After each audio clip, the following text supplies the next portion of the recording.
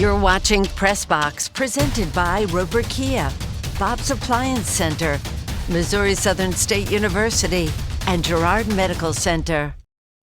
Welcome into Week 3 of Press Box here in the KOAM studio. I'm Sports Director Ryan Blank alongside Ben McLeish. And Ben, we have a jam-packed show, 16 total games. You were at 2 of those games tonight. What did you see on the gridiron? Lots of high-scoring games. I hope you like touchdowns because we got a lot of them tonight. You said it, 16 games. But let's kick it off with our KOAM Game of the Week between two undefeated squads, with Carl Junction taking on Logan Rogersville. Bulldogs looking for their first 4-0 start to a season since 2015. Wildcats would score on their first drive of the game. Bulldogs looking to respond. Hand off to Marcos Lopez-Durman. He'll bully his way through into the red zone. He's looking like a wrecking ball out there, and that's hard to stop, setting up his team deep in enemy territory. A few plays later, he'll get another carry, and he'll drive this one into the end zone to tie this one up at 7. So far, an offensive showing for both teams. Looks like we're about to see a slugfest. But the Bulldog defense, they're ready for a little action themselves. Let's go that next drive for the Wildcats. Freshman Cage Stewart drives quarterback Sam Freeze into the ground for the sack. And on the very next play, Stewart would deflect the pass, recover it for an interception, taking it all the way for the Bulldog touchdown. Carl Junction leads 13-7, but the Bulldogs can't keep up with that Wildcat offense as they fall for the first time this season, 41-34. Lamar returning home after a 2-game road stretch to face Cassville. Opening kickoff of the second half, Cassville's Camden Beebe scoops it up and has a nice return to set it up the offense. Now it's the offense's turn, and they'll go to receiver Mace Redson, who makes the catch and cuts down the sideline for a big Gain. And if it ain't broke, don't fix it. As the Wildcats go back to Bredson, who makes another grab to set up first and goal. Goal to go situation.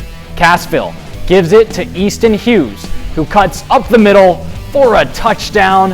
After the 2-point conversion, it's 21-20, but here come the Tigers, connecting with Jaden Moore for a first down as they would go on to score on the drive as Lamar takes down Cassville at home, 35-26 the final. It's homecoming in Nevada as the Tigers take on undefeated McDonald County. First quarter play action from the Tigers offense. Kellen Braden connects with John Michael Collins over the middle. He'll bully some defenders for a big gain. After turning the ball over on downs, Mustangs now with a quick pass to the outside, Chase Bowman, but the Tigers defense is there for the stop. Next play, the Nevada defense gets home again. Another quick pass to the outside. Tigers defense swarming to the ball. Third down into Nevada territory for Matt County. Ryder Martin calling his own number, but he's brought down for a loss as the Tigers would end up forcing a turnover on downs on the very next play with another tackle for loss. This defense showing up. Ensuing drive for Nevada, they go back to John Michael Collins, breaks free down the sideline for another big gain. Tigers take down the Mustangs 35-21 the final. New Heights battling Liberal at the home of the Lions in Fred G. Hughes Stadium. And it's all Liberal in this one. Final minutes of the second quarter. Bulldogs up by 48. New Heights Corbin's Cronenwet throws it deep on third down, but can't connect with David Williams. And the Bulldogs take over. Following drive, Elam Beeman with the option. He takes it himself and finds open field. Nobody's going to catch him, and he strides all the way into the end zone for the Bulldogs touchdown. Liberal leads by 56. Cougars now with the ball. Cronenwet fakes. Run to his left, but Deegan Swarns drops him with the tackle, and that's the physicality Liberal supplied all night long. Last play of the half, Cronenwet tries to take off, but 2 Bulldogs are there to stop him for no gain. Leland Williams and Deegan Swarns as Liberal cruises to a 60-8 win over New Heights. Webb City coming off a win over Kickapoo on the road against Ozark. Check this one out. Second play on offense for Webb. Mason Williams will take the handoff up the middle, shakes off one defender, and he's gone, taking it to the house. 60-yard touchdown. More from him in a bit, but the Tigers taking their time to answer with a long drive. Peyton Russell throws a dime to Jet Easley, and Ozark responds with a 31-yard score, and we're tied at 7. But here comes some deja vu. First play back on offense for the Cardinals. Gabe Johnson now taking it off. He's gone, 68 yards himself, gives the deuce, and just like that, Webb City back up by 7. Ozark, though, would later respond with a goal line score, but late second quarter, Mason Williams again taking it for another house call, another long run, 58 yards, finishes with 4 touchdowns on the night. What a game from him. A field goal at the half would put Webb City up by 10 at half as they keep on rolling from there, taking down Ozark 52-28. Undefeated Carthage, facing their toughest test yet, battling Nixa. 1.5 minutes into game, Adam McKnight to Randy Flint for the deep pass. He takes it all the way for the first touchdown of the game, 7-0 Nixa. Less than 5 minutes to play in the first half. Zane Browning to Landon West for a big gain into Nixa territory. Carthage battling. Just under 2.5 to play. Same drive, it's 4th and 8. Browning hits Cade Lawson for the first down, a huge play to keep the drive alive. 1 minute to play in the half. Jet Dalton scores on the Wildcats to tie this one up, but it's the Eagles who come away with this one, 38-22. Under the lights on Thursday night, Joplin eyeing a bounce-back win against Glendale. First quarter, still scoreless. Joplin in the red zone. Travion McCadney takes the handoff, dives into the end zone for the score. Eagles lead 7-0. Later in the quarter, Joplin dialing up the play action. Trent McCadney connects with a wide-open Hayden Wolf, who waltzes in for 6, extending the lead to 14. But the Eagles aren't done there. Now in the second quarter, McCadney, calling his own number, cuts the outside. He'll reverse field towards the far sideline, taking it 50 yards to the house for the touchdown. Joplin now up by 21. Falcons looking to get some momentum before halftime. Inside Eagles territory, Will Rossi's going to look for a quick throw, and Eagles' David Ben picks it off and takes it the other way. Joplin gets back in the win column with a dominant win over Glendale, 42-21 the final. That's just a look at the action in the Show Me State from Week 4 high school football. We have plenty more highlights ahead from Kansas and Oklahoma, so stay tuned for after this break. But first, a look.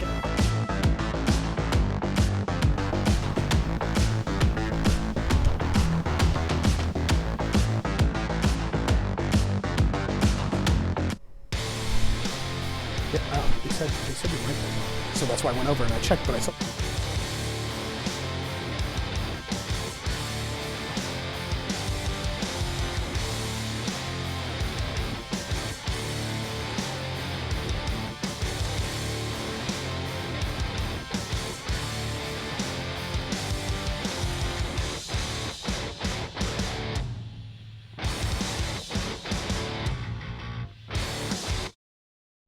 Welcome back to Press Box. We've covered some great games from Missouri this week, but let's move over to the action from Kansas for Week 3. Starting in Fort Scott, Tigers looking for their first win of the season against a 1-1 Independence team who's trying to shake off a loss from a week ago.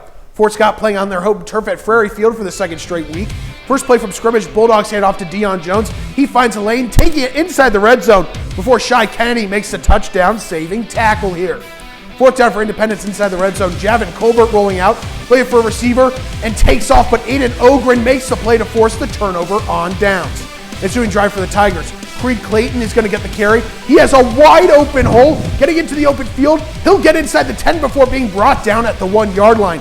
Now it's set up his teammate, quarterback Caden Cannon for the quarterback sneak. He's in for the touchdown. Fort Scott takes an early 7-0 lead.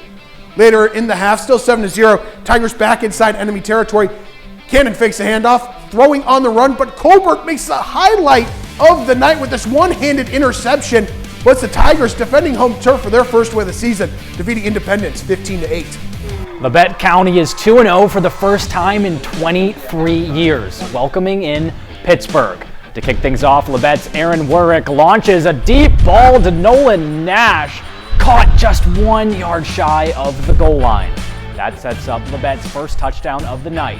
Pittsburgh answers right back. Jeremiah Latimer drops a dime to Malachi Meadows, who takes it in for the Purple Dragons' first score. Pittsburgh trying to build some momentum, but this time Latimer can't escape the pressure. He's swallowed up for the sack.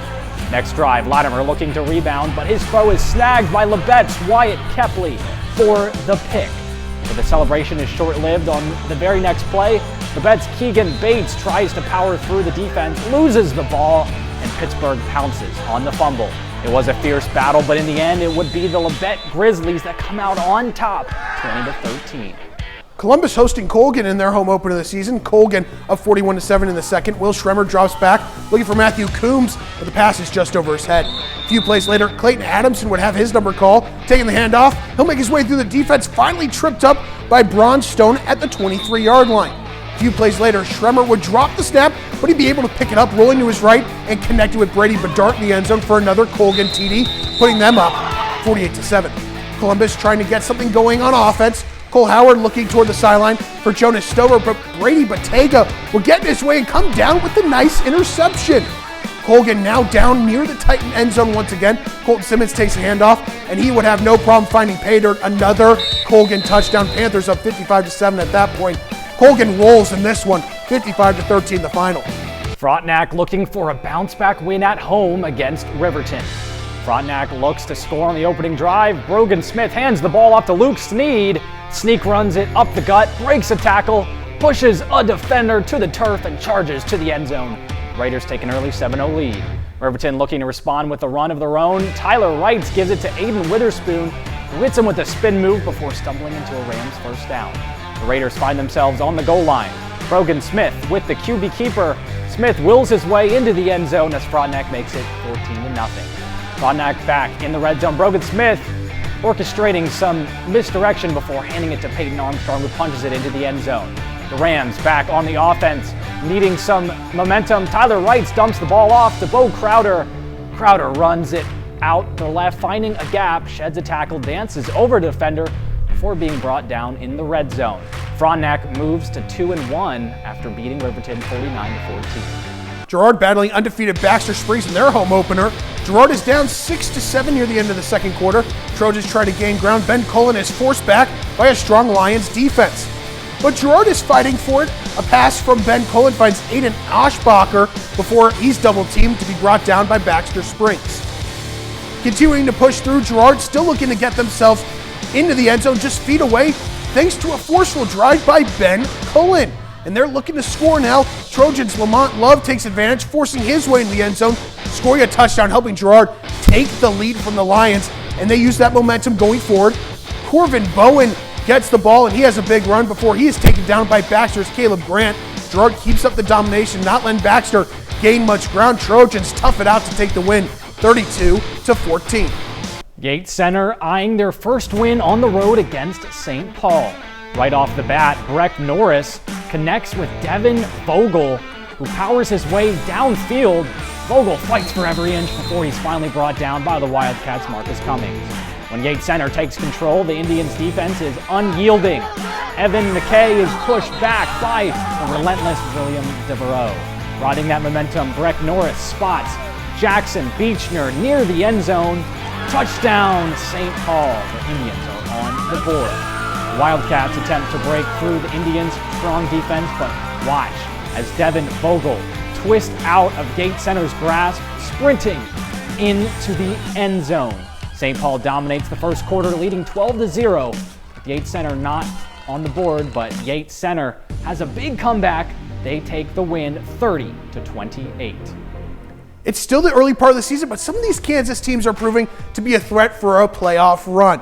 But don't worry, we haven't forgot about our Oklahoma squads. We'll have the highlights from a trio of games in the Sooner State when we return. But first, look at some scores from across the region.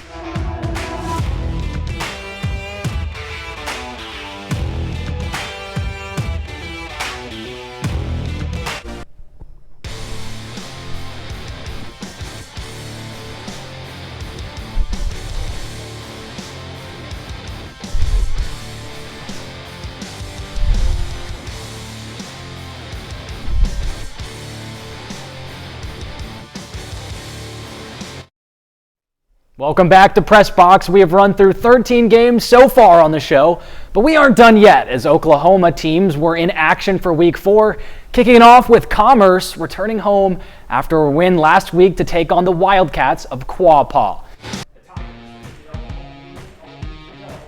Quapaw had the week off. We pick it up in the second quarter with Quapaw backed up on third down, and the Commerce defense steps up with the pass breakup.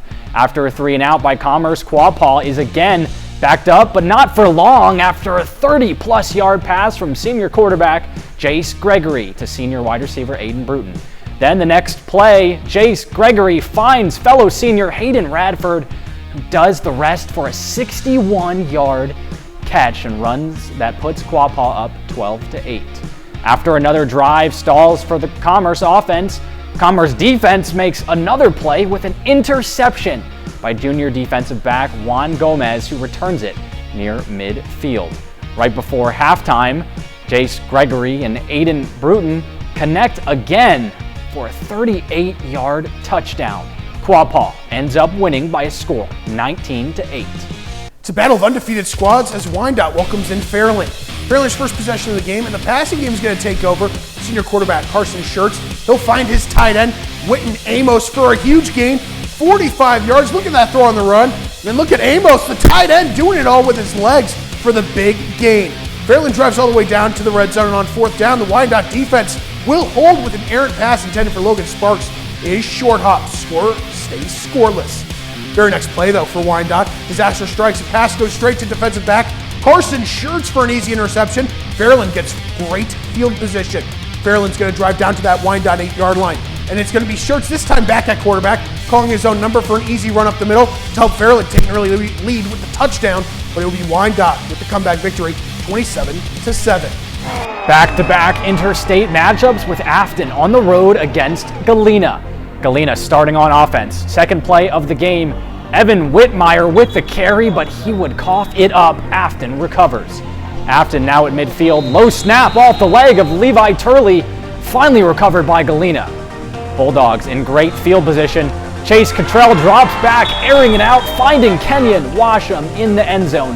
Touchdown Galena. Bulldogs going for the extra point, but the snap would hit the grass. Chase Cottrell would pick it up, run past the Afton offense for the 2-point conversion. 8-zip Bulldogs. Afton would punt on their next possession, and Shea Dixon now with the carry toward the sideline, finally pushed out near the Afton 15. After an unsportsmanlike penalty on Afton, Galena down near the 5-yard line. Cottrell would call his own number, taking it into the end zone easily, 15-0 Bulldogs.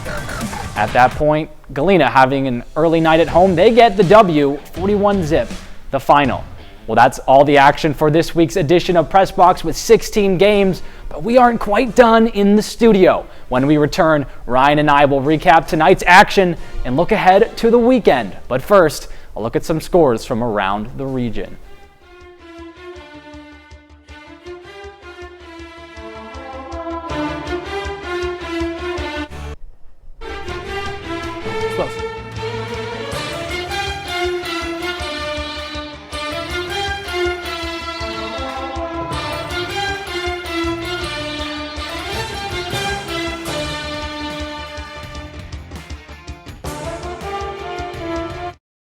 Welcome back to Press Box. We've showcased 16 games from across the region, but before we go, let's recap a full night of action and look ahead to the weekend. Let's kick it off with our weekly takeaways. And Ben, what is one takeaway for you from tonight? Well, my first takeaway comes from the Girard Trojans. After falling to Colgan in week 1, they have won back-to-back games, including a big win tonight over undefeated Baxter Springs. That's a good one, but I've got Labette County entering the night 2-0 for the first time in 23 years, following it up with a big-time win over Pittsburgh. This Grizzlies team is one to look out for. Let's take it to a player performance. Fairland senior quarterback and defensive back Carson Schertz is a do-it-all player, running in a touchdown on offense and hauling in an interception on defense as well. Now it's time to vote for our performance of the night. Let us know who you think had the best performance of the night by heading to koamnewsnow.com/vote. Your first option is Labette County and their massive win at home over Pittsburgh. We just talked about them, but the Girard Trojans are now 2-1 with wins over conference opponents. This is a team that's starting to hit their stride. And for the last nominee, Webb City's Mason Williams with a monster performance on the road against Ozark, easily surpassing 200 yards on the ground, getting close to 300, and had 4 touchdowns. Taking a look at next week, Webb City clashes with Neosho. The Cardinals have won back-to-back games, with Neosho remaining undefeated. Here in the Sunflower State, Pittsburgh playing in their home opener against Fort Scott in week 4 of the season for our KOAM Game of the Week. Purple Dragons looking to end a 2-game skid. Tigers, though, coming off a win tonight. And in Oklahoma, Wyandotte and Calord will lock horns in a battle of undefeated squads. Wyandotte coming off a comeback victory over Fairland. But before we get ahead of ourselves with next week, there's football to be played this weekend. Number 18 Pitt State looking for a second straight win as they host Fort Hays State in the jungle at Carney Smith Stadium. Last year, Gorillas defeated the Tigers with a last-minute touchdown, and the PSU defense is another tough test against Fort Hays quarterback Caleb Hevener. Kickoff at 4 p.m. on Saturday. Missouri Southern is coming off their bye week with a matchup against Northwest Missouri State. Last year, the Bearcats beat the Lions 59-0. But this is a different MSSU team that's led by freshman quarterback Tillman Martin. The Lions will be celebrating former head coach John Ware during halftime of the game, kickoff at 4 p.m. from Joplin. The Chiefs are back in action this week on Sunday Night Football against the Giants, looking for their first win against New York on the road in franchise history. On the injury front, the Chiefs could be getting back Xavier Worthy, and then Jalen Royals could also be making his NFL debut. Chiefs looking to turn the tide after dropping their first 2 games of the year. Kickoff 7:20 p.m. on NBC. And while we're talking pigskin, don't forget to enter for your chance to win some Kansas City Chiefs tickets. The Arvest Pigskin Sweepstakes is going on now through September 28th. Scan the code for rules or head to KOAMnewsnow.com/pigskin. To enter, it's kind of like a game of hide and seek. Seek out the Arvest helmet in our pigskin preview, click it, and enter. The tickets are for the Chiefs versus Raiders game on October 19th. That'll do it for this week's edition of Press Box. Bit of a marathon, 16 games, but this might be my favorite show to date with the action that we had. Ben, really quick, what was your favorite game out of our slate? Webb City blowing out Ozark. Great to see the Cardinals are having a great year. Mason Williams with a heck of a performance. Could be our performance of the week. Thank you for tuning in to Press Box. We'll see you next week here from the KOAM studio.